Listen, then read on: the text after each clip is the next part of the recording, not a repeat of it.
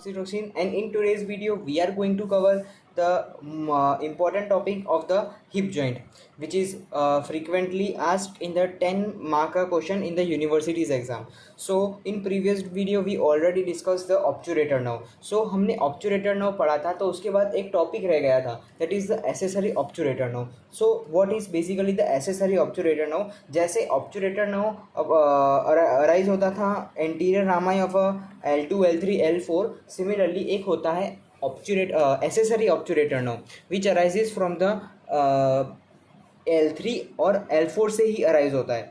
Basically anterior primary Ramai of L3, L4, not L2, L3 and L4.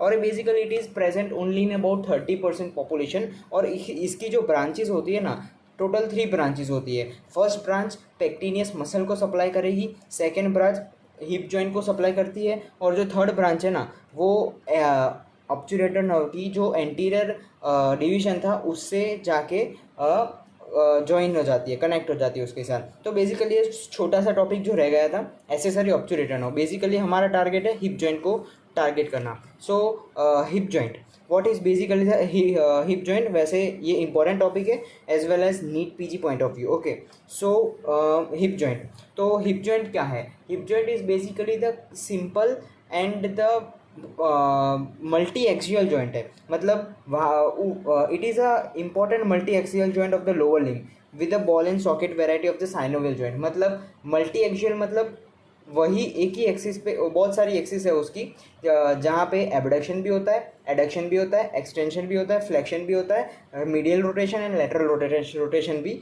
होता है. Also, it connects, this hip joint connect the trunk of the body with the lower limb and it support the static and dynamic position of the body.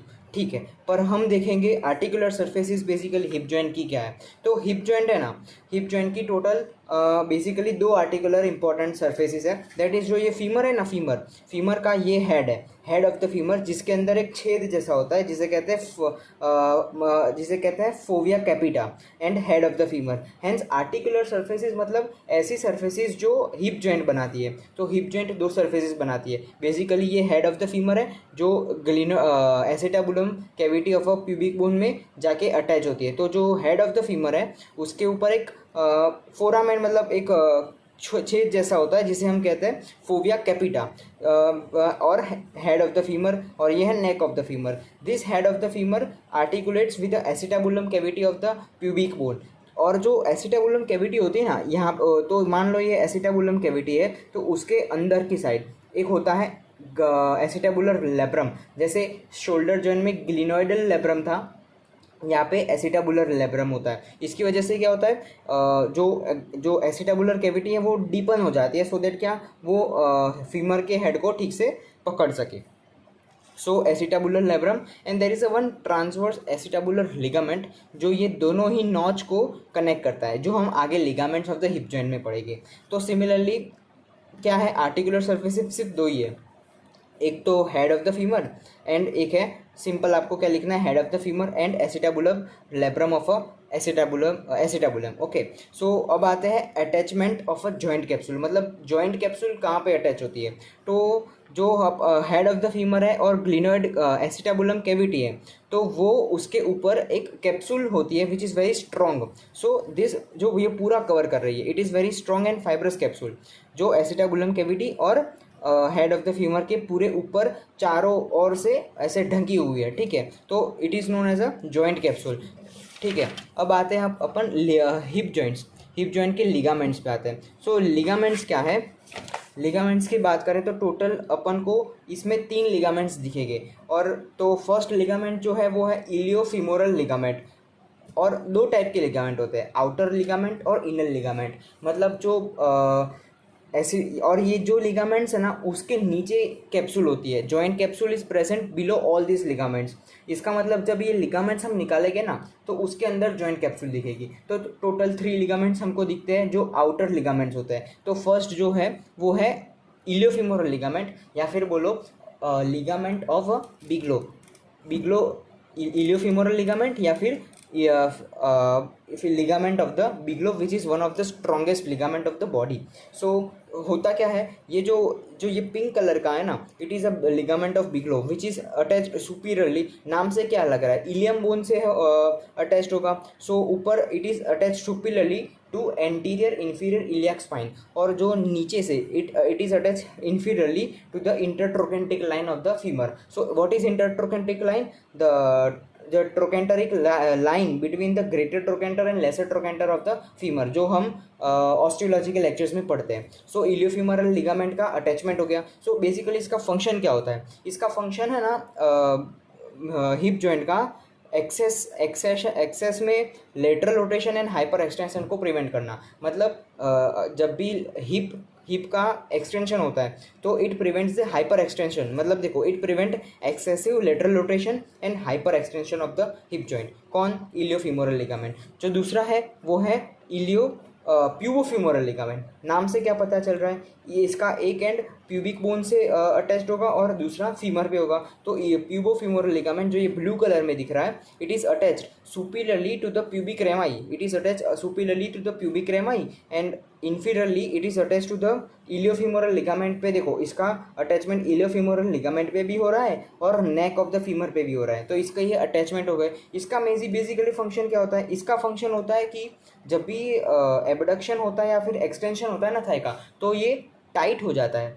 तो simply इसका क्या है, function क्या है कि it tightens during the abduction and extension of a thigh, so that it to limit the movement. मतलब ज़्यादा ना हो जाए मूवमेंट, उसके लिए ये टाइट हो जाता है. और थर्ड जो लास्ट लिगामेंट है, इट इज़ अ इशियोफीमोरल लिगामेंट. ये हमने पढ़ा था वो है इलियोफीमोरल लिगामेंट. ये है इशियोफीमोरल लिगामेंट. नाम से क्या पता चल रहा है कि जो इशियोफीमोरल लिगामेंट है, it arises from somewhat about essential tuberosity के आजू बाजू होगा. तो देख लेते हैं क्या लिखा हुआ है. तो ये हमने जो देखा था ना, वो एंटीरियर व्यू है. मतलब आगे से देखेंगे तो हमको ये दो लिगामेंट्स दिखेंगे, पर अगर हम पीछे से देखेंगे ना तो हमको ये सिर्फ इशियोफीमोरल लिगामेंट दिखेगा जो पूरी तरह से पीछे से ढका होगा हिप जॉइंट को. तो इशियोफीमोरल लिगामेंट है ये. तो उसके दो टाइप्स के फाइबर्स होते हैं, एक तो लॉन्गिट्यूडनल फाइबर्स और नीचे की तरफ होता है सर्कुलर फाइबर्स जो जोना ऑर्बिकुलरिस बनाते हैं. मतलब एक टाइप ओरिएंटेशन ऑफ फाइबर्स होता है ये. ठीक है, तो ये इशियोफीमोरल लिगामेंट है. It originates from the rim of the acetabulum cavity. मतलब जो एसिटाबुलम होती है ना, तो उसकी जो पोस्टीरियर साइड पे जो रिम होती है ना, वहाँ से ओरिजिनेट होता है और it get inserted on the greater trochanter of the femur. So ये क्वाइट ईजी था.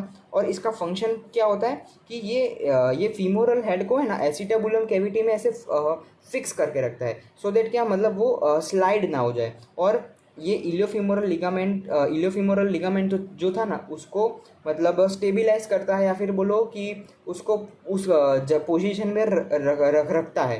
कौन सा? इशियोफीमोरल लिगामेंट. तो ये तीन लिगामेंट्स थे. और एक आता है, हम ये सब आउटर लिगामेंट्स हैं. अब एक आता है inner ligament of the hip joint में क्या आता है पता है? कि हमारा जो बेसिकली हिप जॉइंट होता है ना, मान लो ये फीमर है और ये एसिटाबुलम कैविटी है, ऐसा होगा कुछ हिप जॉइंट. जब मैं इस हिप जॉइंट को, ये जो हमने तीन लिगामेंट्स देखे ना, ये लिगामेंट्स सुपीरियर लिगामेंट्स है, मतलब आउटर लिगामेंट्स है. पर बेसिकली ये इनर लिगामेंट्स कहाँ होता है? जब मैं इस हेड को ऐसे निकालूंगा ना, तो यहाँ पे क्या होगा? फोविया कैपिटा होगा. तो फोविया कैपिटा और जो एसिटाबुलम के अंदर जो मतलब फोरामेन बना है ना, उसके अंदर से और यहाँ पे एक पूरा यहाँ से लेके अंदर तक एक लिगामेंट होता है जिसका नाम होता है लिगामेंटम टीरिस फीमोरिस, या फिर बोलो ligament of head of the femur.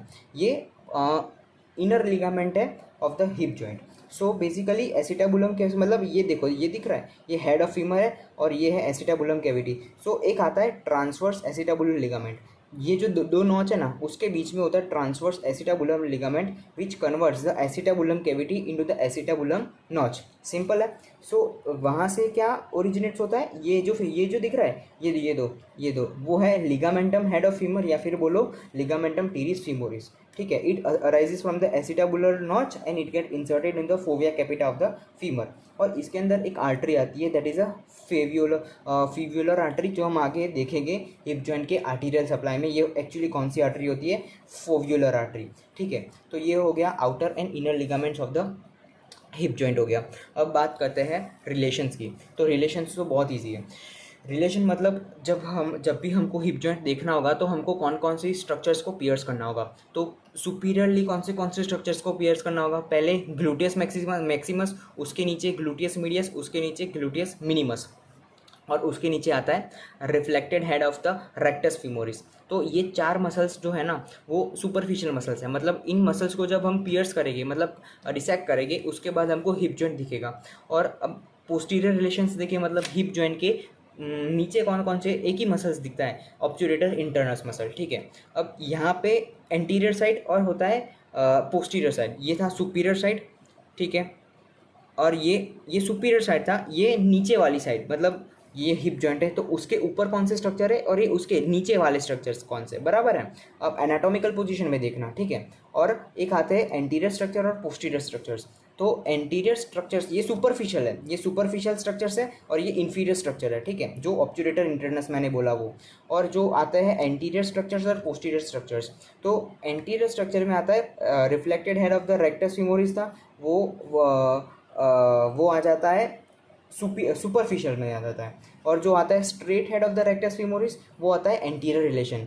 तो हिप जॉइंट के आगे आगे कौन से मसल्स हो गए, एक होगा रेक्ट फीमोरल, मतलब straight head of the rectus femoris होगा, फिर एक होगा इलियोसोआस मसल, ठीक है, और एक होगा पेक्टिनियस मसल। ये सब एंटीरियर रिलेशंस बताते हैं। और एक फीमोरल नर्व भी होगी, देखो कहाँ है, ये फीमोरल नर्व है, ठीक है, और एक बर्सा भी होता है। तो ये फीमोरल नर्व, एक बर्सा और फीमोरल वेन, ये तीन मतलब VAN, हमने जो फीमोरल ट्राइंगल में पढ़ा था, femoral artery, femoral vein, femoral nerve, तीन anterior relation of a hip joint होती है। ऑब्वियस सी बात है, क्योंकि फीमोरल ट्राइंगल भी तो हिप जॉइंट के मीडियल साइड पे ही बनता है ना, इसलिए ये तीन कंटेंट तो होएंगे इसमें। अब बात करते हैं पोस्टीरियर रिलेशन, मतलब हिप जॉइंट के बगल में क्या है। तो बेसिकली उसके ऊपर पहले तो ग्लूटियस मैक्सिमस को हम रिफ्लेक्ट कर देंगे, तो उसके नीचे हमको दिखेगा पायरिफॉर्मिस मसल। तो इस वीडियो में हम आगे भी पढ़ेंगे that piriformis muscle is a key muscle, हम आगे पढ़ेंगे। तो पायरिफॉर्मिस मसल के नीचे से कौन सी स्ट्रक्चर्स पास करती है और ऊपर से कौन सी स्ट्रक्चर्स पास करती है, ये भी हम आगे के वीडियो में अभी पढ़ेंगे, ठीक है। तो पायरिफॉर्मिस मसल, उसके नीचे आता है साइटिक नर्व, ये जो है ना ये साइटिक नर्व है which is the thickest nerve of the body. और उसके नीचे ये जो दिख रहा है, ये है ऑब्चुरेटर इंटरनस मसल विद अ 2 जेमिलाई। सो फिलहाल के लिए याद रख सकते हो, क्योंकि मैं नेक्स्ट वीडियो में आपको सिखा दूंगा कि ऑल मसल्स को, मतलब मैं आपको मसल्स दिखा दूंगा, ये सब जो मसल्स है ना, मैं आपको मसल्स दिखा दूंगा सेपरेट वीडियो में। तो फिलहाल के लिए आप ड्रॉ करके याद कर सकते हो। तो ये ऑब्चुरेटर इंटरनस मसल और जेमिलाई मसल्स, और एक आता है क्वाड्रेटस फीमोरिस मसल। तो ये है पोस्टीरियर रिलेशन, ये एंटीरियर रिलेशन, ये सुपरफिशियल रिलेशन और ये इंफीरियर रिलेशंस। ये टोटल रिलेशंस हो गए हिप जॉइंट के, ये जो आपको ड्रॉ करके ही आना है। और अब आता है biomechanics of the hip joint, मतलब कौन कौन सी मूवमेंट्स होती है हिप जॉइंट पे। हिप जॉइंट पे कौन कौन सी मूवमेंट होएगी, तो पहले देख लेते हैं इंपॉर्टेंट मूवमेंट्स क्या है। एक तो होगा एबडक्शन, एडक्शन, एक्सटेंशन और फ्लेक्शन ही होगा ना, 4 मूवमेंट स्पेशल्स होगी। तो पहले देखते हैं फ्लेक्शन, हिप का फ्लेक्शन मतलब कैसे होगा, कौन कौन से मसल्स इन्वॉल्व है flexion of a hip joint में। तो हमने जो फीमोरल ट्रायंगल में पढ़े थे ना, वही ये 3 मसल्स लिख देने हैं, मतलब ये 3 मेजर मसल्स है। ये नाम याद ना है एग्जाम में तो चलेगा, पर ये 3 मसल्स तो आपको लिख के आने हैं। That is first iliacus muscle, psoas major muscle and sartorius muscle. ये 3 मसल हिप का फ्लेक्शन करवाते हैं, ठीक है। अब दूसरा अब एक्सटेंशन करवाते हैं। तो एक्सटेंशन ऑफ हिप जॉइंट में आता है ग्लूटियस मैक्सिमस मसल और hamstring muscles. Hamstring muscles is a collection of the 4 muscles, that is कौन से 4 मसल्स हैं, हैमस्ट्रिंग मसल्स में 4 मसल्स आते हैं। पहला rectus femoris, vastus lateralis, vastus intermedialis, vastus medialis and biceps femoris, ये सब बनाते हैं। सो 4 मसल्स जो हैमस्ट्रिंग मसल्स बनाते हैं वो है semi tendinosus, semi membranosus, adductor, magnus muscle और बाइसेप फिमोरिस। ये 4 मसल्स हैमस्ट्रिंग मसल्स है, ये सब कराएंगे extension at a hip joint. फिर आता है एबडक्शन, कौन करवाएगा, तो एबडक्शन के लिए आपको क्या याद रखना है, ग्लूटियस मिनिमस, ग्लूटियस मीडियस और टेंसर फेशियल आटा। ओरिजिन और इंसर्शन आप जो पढ़ोगे ना, तब आपको सबके एक्शंस तो याद ही हो जाएंगे। तो फिलहाल के लिए आप ये सब याद कर सकते हो कि ग्लूटियस मिनिमस, ग्लूटियस मीडियस और टेंसन फेशियल आटा, ये चार abduction of the hip joint करवाएंगे। मतलब हिप जॉइंट का एबडक्शन करवाते हैं और इंटरनल रोटेशन भी करवाते हैं।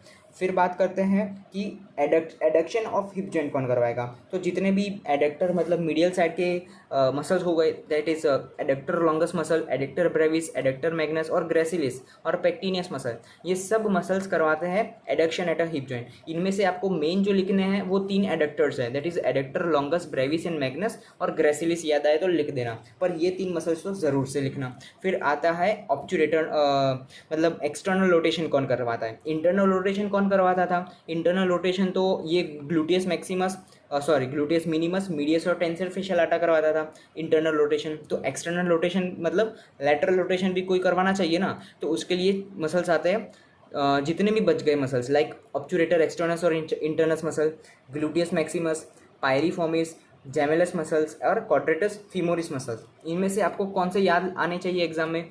ऑब्चुरेटर muscles, that is both obturator externus and internus, gluteus maximus और पायरिफॉर्मिस। ये 4 मेजर मसल्स हैं जो एक्सटेंसर मतलब एक्सटर्नल रोटेशन या फिर medial rotation of the hip करवाते हैं।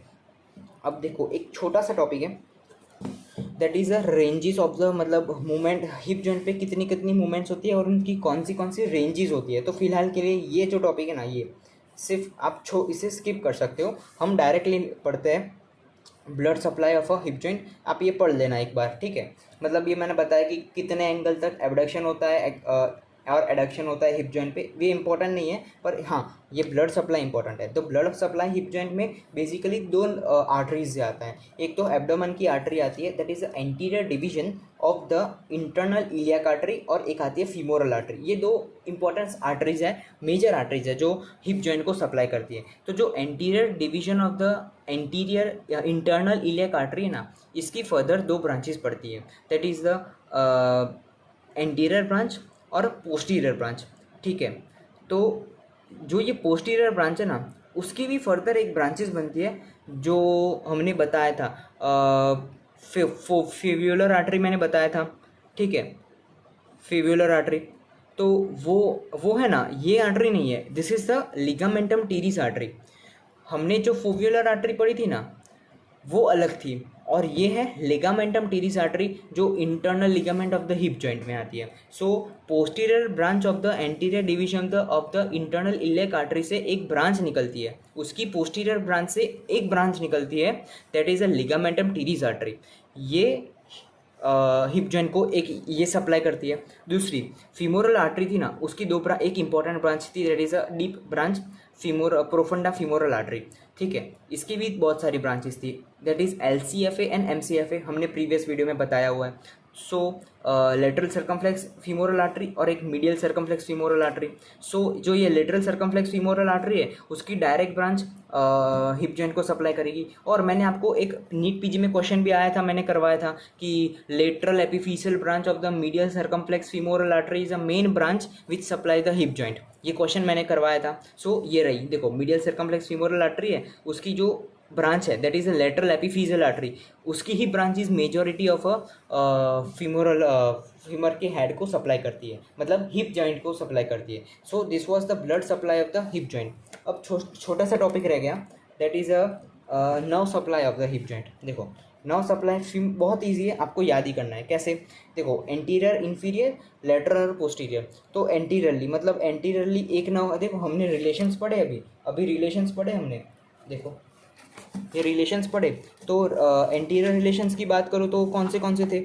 एक तो एंटीरियर रिलेशंस में आपको हमने फीमोरल, एंटीरियर रिलेशन में हमने फीमोरल नर्व देखा था, तो उस nerve supply of hip joint में एंटीरियरली फीमोरल नर्व ही आ जाएगा। देख लो ये फीमोरल नर्व आ जाएगा एंटीरियर रिलेशन में।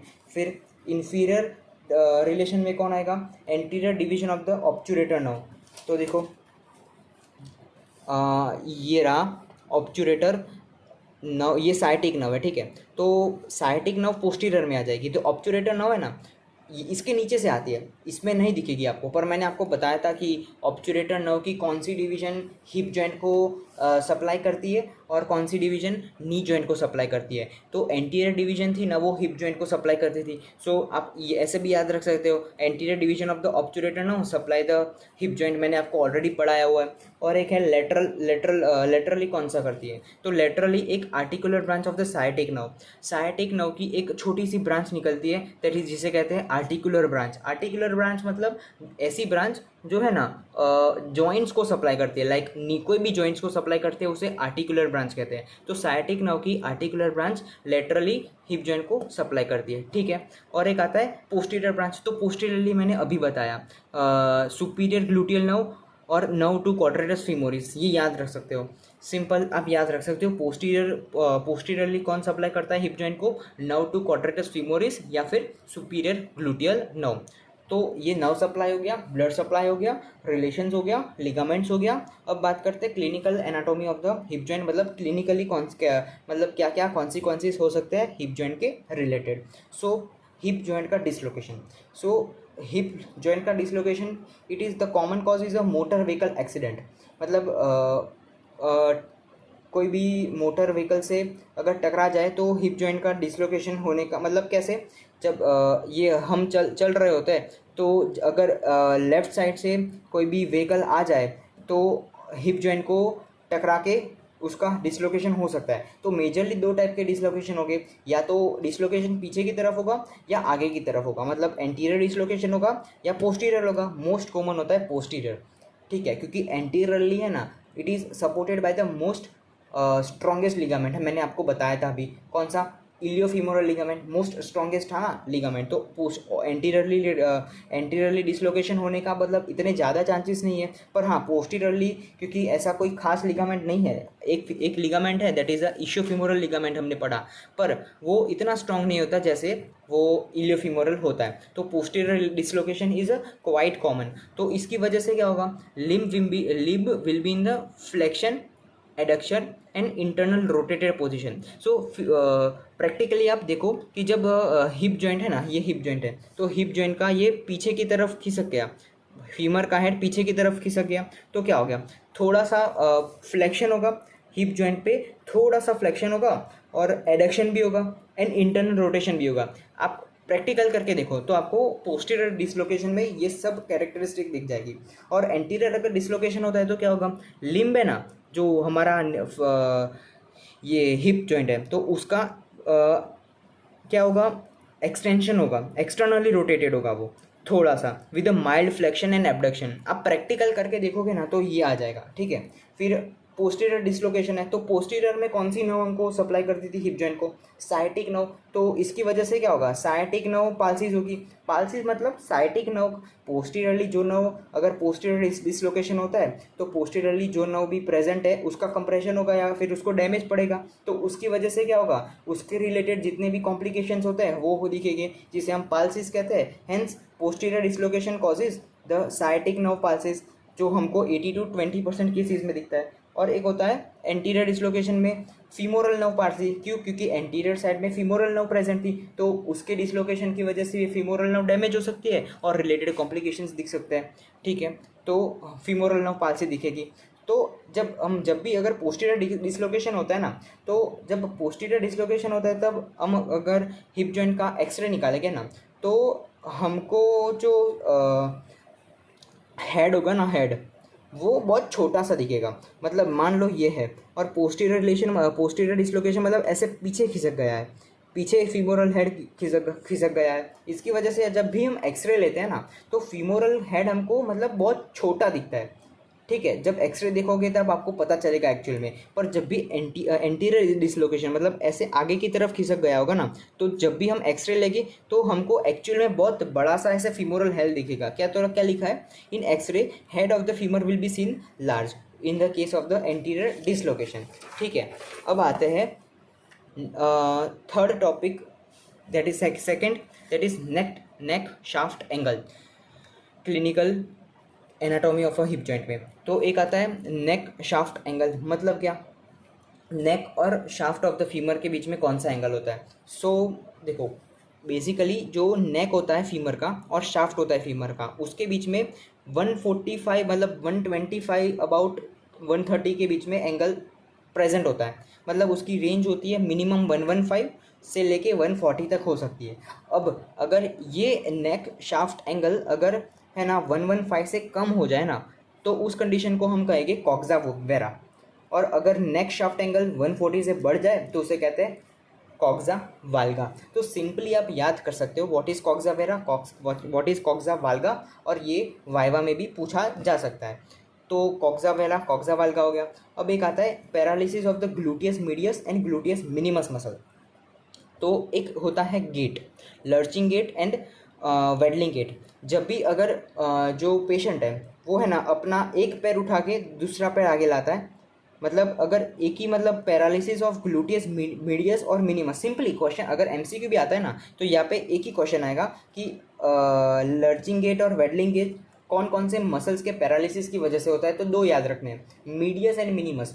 मैक्सिमस नहीं आता इसमें। तो यूनिलेटरल पैरालिसिस और बायलेटरल पैरालिसिस में एग्जाम्पल क्या है, यूनिलेटरल पैरालिसिस में लर्चिंग गेट होता है और बायलेटरल पैरालिसिस में वेडलिंग गेट होता है, सिंपली याद रख सकते हो। और एक होता है परथीस डिसीज या फिर स्यूडोकॉक्सैल्जिया, दैट इज जो फीमर का हेड होता है ना वो मतलब एकदम चपटा हो जाता है, कह सकते हैं मतलब बहुत हम फ्लैट हो जाता है इन अ परथीस डिसीज या फिर pseudocoxalgia, in the case of the pseudocoxalgia. ठीक है। अब जो इम्पोर्टेंट, ये तो पूरा हिप जॉइंट कंप्लीट हो गया यहाँ पे, बट एक छोटा सा 2-3 टॉपिक है जो फ्रिक्वेंटली पूछे जाते हैं, तो हम देख लेते हैं। That is a gluteus Maximus muscle, अलग से 5 मार्क्स की या फिर 3 मार्क्स की शॉर्ट नोट्स पूछी जाती है। तो origin of the gluteus Maximus, ये तो मैं आपको बोन्स में मतलब ऑस्टियोलॉजी में अभी सिखा दूंगा, फिलहाल के लिए आप एक बार देख सकते हो। तो ग्लूटियस मैक्सिमस का बहुत मतलब जितना भी लिखा है ना वो आपको लिख के आना पड़ेगा या फिर रटना पड़ेगा। ओरिजिन 4 ओरिजिन है। Outer slope of the dorsal segment of the iliac crest. अगर ऑस्टियोलॉजी में देखोगे ना तो सिंपल आपको क्या लिख सकते हो, कुछ भी याद ना आए तो outer lip of the iliac crest first. Second, gluteal surface of the ilium behind the posterior gluteal line. तो 3 लाइन्स थी, एंटीरियर लाइन, पोस्टीरियर लाइन और इंफीरियर लाइन। तो पोस्टीरियर लाइन के पीछे की तरफ मतलब gluteal surface of a ilium behind the posterior line, वहाँ पे ग्लूटियस मैक्सिमस प्रेजेंट होता है। और एक आता है dorsal surface of a sacrum and coccyx, वहाँ से ओरिजिन होता है, जो मतलब डॉर्सल सरफेस ऑफ सैक्रम और कॉक्सिज जो वर्टिब्रे होती है ना वहाँ से ग्लूटियस मैक्सिमस ओरिजिन होता है। और एक होता है सार्कोट्यूबरस लिगामेंट और एक होता है सैक्रोस्पाइनस लिगामेंट। देखो ये रहा, ये क्या है, there are 2 ligament, sacrotuberous ligament and sacrospinous ligament. ये दोनों ही है ना जो प्यूबिक बोन में ग्रेटर साइटिक नॉच और लेसर साइटिक नॉच आता है ना, नॉच मतलब ऐसे खुला हुआ। अब अगर इसके ऊपर कोई चीज़ आता है यहाँ पे, मतलब यहाँ पे आता है पायरिफॉर्मिस मसल, तो इस मसल्स की वजह से ये जो नॉच था वो फोरामेन में कन्वर्ट हो गया। हेंस जो 2 टाइप के लिगामेंट्स होते हैं, सैक्रोट्यूबरस लिगामेंट और सैक्रोस्पाइनस लिगामेंट, ये दोनों ही ligament greater and lesser sciatic notch को greater and lesser sciatic foramen में कन्वर्ट कर देते हैं। मतलब जो ग्रेटर साइटिक नॉच था ना उसके ऊपर आता है सैक्रोट्यूबरस लिगामेंट, और जो छोटा सा लेसर साइटिक नॉच था उसके ऊपर आता है सैक्रोस्पाइनेटस लिगामेंट। तो ये दोनों नॉच फोरामेन में कन्वर्ट हो गए, और फोरामेन में से बहुत सारी चीज़ें पास होती है like vessels, nerves and arteries. और अब बात करते हैं ग्लूटियस मैक्सिमस का। ओरिजिन हो गया, हमने 4 ओरिजिन देखे। अब इंसर्शन की बात करें तो इजी है। जो 3/4 मतलब majority of insertion of a gluteus Maximus in is on the iliotibial tract, जो हमने पढ़ा था। और ग्लूटियल ट्यूबरोसिटी पे 1/4 of the part gluteus Maximus का इंसर्शन होता है। Nerve supply inferior gluteal nerve, फिर से मैं आपको ऑस्टियोलॉजी के लेक्चर्स में बता दूंगा। एक्शंस की बात करूँ ना, so it is a chief anti gravity muscle. मतलब सीटीन से हम जब बैठे होते हैं और खड़े होते हैं तो इस प्रोसेस के थ्रू जो मसल्स बहुत इंपॉर्टेंट काम आता है, that is a gluteus Maximus muscle quite easy याद रख सकते हो। और एक क्वेश्चन और आता है, which are the structures under cover of the gluteus maximus. तो ये आप याद कैसे रख सकते हो, ऑलरेडी हमने हिप जॉइंट के रिलेशन देखे हैं, तो उसमें हम सुपीरियर रिलेशन देखा था, क्या ग्लूटियस मैक्सिमस था, उसके नीचे क्या था, ग्लूटियस मिनिमस था, मीडियस था, तो क्या लिख देने का, ग्लूटियस मीडियस। एक लिख देने का, उसके नीचे क्या था, ग्लूटियस मिनिमस था, तो वो भी लिख दिया। और एक क्या था, reflected head of the rectus femoris था, तो वो भी लिख दिया हमने। और ये जो मसल्स है ना, ये जो मसल्स है ये वाले, ये सब posterior relation of a hip joint में आता है, तो वो सब लिख देने के। कौन से? ऑब्चुरेटर इंटरनस विद 2 जेमिलाई, क्वाड्रेटस फीमोरस, ऑब्चुरेटर एक्सटर्नस और पायरिफॉर्मिस। ये मसल्स हमने पढ़े थे posterior relation of the hip joint, वो आपको सब लिख देने के। तो structure under the cover of the gluteus maximus तो बहुत ईजी हो गया। अब बात करते हैं, ये हमने बात कर दी। अब बात करते हैं कि स्ट्रक्चर्स जो ग्रेटर साइटिक फोरामेन में से जाते हैं, ठीक है। तो ये जो ग्रेटर साइटिक फोरामेन ऐसा होता है ना, यहाँ पे इसके ऊपर एक आता है muscle, that is a piriformis muscle which is considered as a key muscle, ठीक है, जो ग्रेटर साइटिक नॉच को कवर करता है। तो यहाँ से दो चीज़ होगी, एक तो पायरिफॉर्मिस मसल के नीचे से स्ट्रक्चर्स पास करेंगे या तो ऊपर से स्ट्रक्चर पास करेंगे। तो ये क्वेश्चन एमसीक्यू में आता है। तो structure which passes above the piriformis muscle, तो दो स्ट्रक्चर्स है, that is a superior gluteal vessels and superior gluteal nerve. ये दोनों आपको याद करनी पड़ेगी क्योंकि क्वेश्चन यहाँ से आता है। तो सिंपली है कि जो स्ट्रक्चर पायरिफॉर्मिस के ऊपर से पास होता है, it is a superior gluteal nerve and vessels, okay.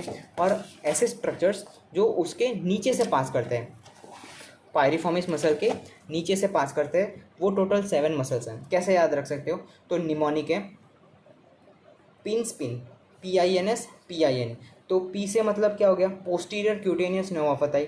I से क्या हो गया? Inferior gluteal nerve. N से क्या हो गया? Nerve to quadratus femoris. S से क्या हो गया? Sciatic nerve. P से हो गया प्यूडिनल नर्व। फिर I से फिर से हो गया इंटरनल प्यूडिनल नर्व।